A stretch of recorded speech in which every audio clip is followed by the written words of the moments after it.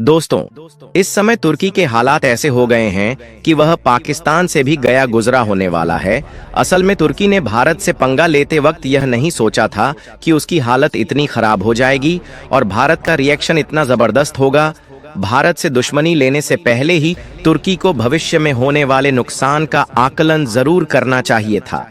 असल में भारत खाद्य सामग्री दुनिया भर के देशों को एक्सपोर्ट करता है, जिसमें चावल, दाल, मसाले और सब्जियां तक शामिल है। भारत का चावल दुनिया भर के देशों में बहुत ज्यादा पसंद किया जाता है और तुर्की भी भारत के चावल पर पूरी तरह से डिपेंड था। जैसा कि आप जानते होंगे कि तुर्की में खाने पीने की चीजें काफी मशहूर है और बिरयानी के मामले में तुर्की दुनिया भर में मशहूर है। लेकिन शायद तुर्की ये भूल गया कि जो बिरयानी में चावल वह यूज करता है वह भारत से ही आयात किया जाता है। ऐसे में अब ये खबर निकल कर आ रही है कि भारत के जो भी ट्रेडर तुर्की में चावल की सप्लाई कर रहे थे, उन्होंने तुर्की के बहिष्कार का ऐलान कर दिया है, जिसके बाद तुर्की के लोग अपने पसंदीदा भोजन बिरयानी तक को तरस सकते हैं, क्योंकि भारत से बासमती चावल और बेहतरीन मसाले बड़े लेवल पर तुर्की को निर्यात किए जाते थे। लेकिन तुर्की के पाकिस्तान का सपोर्ट करने के बाद पूरे भारत में तुर्की के खिलाफ एक अलग माहौल बन चुका है। ऐसे में अब भारत का चावल तुर्की पहुंच पाना मुश्किल लग रहा है। लेकिन भारत के पास चावल के खरीदारों की कमी नहीं है, इसीलिए भारत तुर्की भेजे जाने वाले चावल को ईरान या दूसरे गल्फ कंट्री को सप्लाई कर देगा, क्योंकि जो क्वालिटी भारत के चावलों की है वह कहीं और नहीं मिलती। और ये बात वह सभी लोग जानते हैं जो कि गल्फ देशों में रहते हैं। इस मामले में पूरी खबर क्या है, आज की इस वीडियो में समझते हैं। लेकिन वीडियो में आगे बढ़ने से पहले भारत जिस तरह से तुर्की को एक के बाद एक झटके दे रहा है, उसके लिए इस वीडियो को लाइक करके चैनल को सब्सक्राइब भी कर लें। तुर्की के खलीफा तैयब एर्दोगान ने ये सपने में भी नहीं सोचा होगा कि पाकिस्तान के साथ दोस्ती करने का उन्हें यह खामियाजा भुगतना पड़ेगा, वरना शायद वह पाकिस्तान के साथ दोस्ती करते ही नहीं, चाहे पाकिस्तान तुर्की का दोस्त रहता या नहीं रहता। सबसे पहले भारत के व्यापारियों ने तुर्की के सेबों का आयात बैन किया गया, जिससे तुर्की को करोड़ों रुपए का नुकसान हुआ। उसके बाद भारत सरकार ने तुर्की की एविएशन कंपनी सेलेबी को भारत के एयरपोर्ट पर ग्राउंड हैंडलिंग के काम को भी ब्लॉक कर दिया, जो कि तुर्की के लिए एक बहुत बड़ा झटका था। वहीं अब तुर्की के लोगों का पसंदीदा भोजन भी उनसे छीनने वाला है। इसके बाद तुर्की के लोग अपनी पसंदीदा भोजन बिरयानी के लिए एक एक दाने के लिए तरसेंगे, क्योंकि तुर्की में बिरयानी या अलग अलग भोजन बनाने के लिए जिस चावला का प्रयोग किया जाता है वह भारत से ही आता है। भारत का बासमती चावल तुर्की के लोग बहुत ही अधिक पसंद करते हैं और वह चाहकर भी किसी दूसरे देश का चावल इस्तेमाल नहीं कर सकते, क्योंकि वह उन्हें उनके मुंह ही नहीं लगेगा। ऐसा इसलिए क्योंकि भारत के चावल के साथ तुर्की का रिश्ता बहुत पुराना है और भारत जो बासमती चावल तुर्की या दूसरे देशों को भेजता है वह दुनिया में किसी देश में नहीं उगाया जाता। इसीलिए वेस्टर्न कंट्री हो या मिडिल ईस्ट के देश हो, इन सभी जगह पर भारत के बासमती चावल की बहुत ही अधिक डिमांड है। कभी कभी भारत को अपने घरेलू डिमांड को पूरा करने के लिए चावल के एक्सपोर्ट पर बैन भी लगाना पड़ता है। भारत के बासमती चावल की इतनी डिमांड होने के कारण ही दुनिया में भारत चावल का सबसे बड़ा एक्सपोर्टर देश है। आपको बता दें कि साल 2022 में तुर्की ने भारत से 90,000 टन चावल का आयात किया था, जिसकी कुल कीमत लगभग $40 मिलियन के आसपास थी। वही तुर्की ने 2023 में भी भारत से लगभग 80 टन चावल मंगाया था, जिसके बदले $65 मिलियन का भुगतान भी किया था।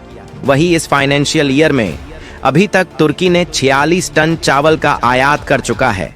लेकिन अब जहां भारत के चावल व्यापारी तुर्की को माल भेजने से साफ मना कर रहे हैं, उसके बाद तो तुर्की के लोग भारत के बासमती चावल के लिए तरस जाएंगे। इन राइस व्यापारियों ने दिल्ली में एक बैठक करके साफ साफ ऐलान कर दिया है, तुर्की को ना ही कोई सामान एक्सपोर्ट किया जाएगा, ना ही तो कोई सामान मंगाया जाएगा।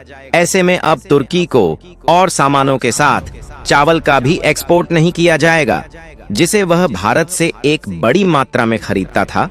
ऐसे में अब यह खबर आना शुरू हो गई है कि तुर्की के लोग बिरयानी का स्वाद नहीं चख पाएंगे, जो कि तुर्की के लोगों का पसंदीदा भोजन है। ऐसा इसलिए क्योंकि बिरयानी बनाने में जो चावल इस्तेमाल होता है वह भारत ही एक्सपोर्ट करता है। यहाँ तक कि इसमें पड़ने वाले मसाले भी भारत ही एक्सपोर्ट करता है।